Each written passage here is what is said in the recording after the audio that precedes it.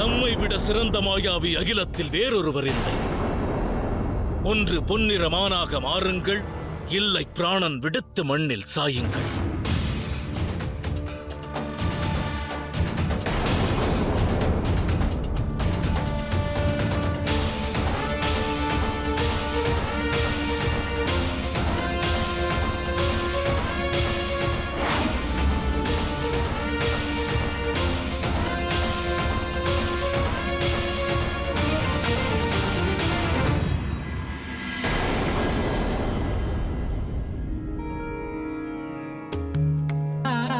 உன் வேதனையின் காரணம் என்ன பார்வதி?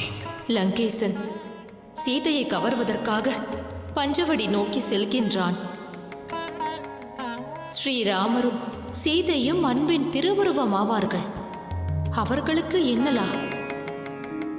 அவ்வாறு கற்பனை புரிவதற்கும் என்னால் இயலவில்லை ஈசனே. ஸ்ரீராமர் மற்றும் தேவி சீதை இருவரும் ஈருடல் ஓருயிராய் வாழ்பவர்கள். அகிலத்தில் வாழும் அனைத்து ஜீவராசிகளிடத்திலும் அன்பினை பொழிகின்றவர்கள். அவர்கள் இருவரும் தங்களின் இப்புவி வாழ்வில் பிரியத்தான் வேண்டுமா?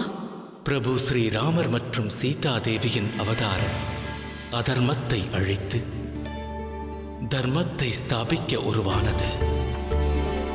அவர்களின் இம்மானுட அவதாரத்தில் லீலைகள் பல நிகழ உள்ளது.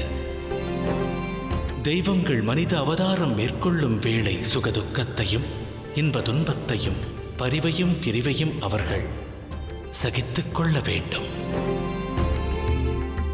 அவ்வகையில் இவ்விருவரும் தம் புவிவாழ்வில் பிரிவை சந்திப்பார். சுவாமி, பிரபு ஸ்ரீராமர் நாராயணரின் அவதாரம் அல்லவா? ராவணனை வதைத்து க்ஷணத்தில் அவரால் தர்மத்தை ஸ்தாபிக்க இயலும். அவ்வாறிருக்க பிரிவு அவசியம்தானா? தமது மௌனத்தின் அர்த்தம் என்ன? மகரிஷி பிருகுவின் சாபத்தை எண்ணி பார்த்தேன்.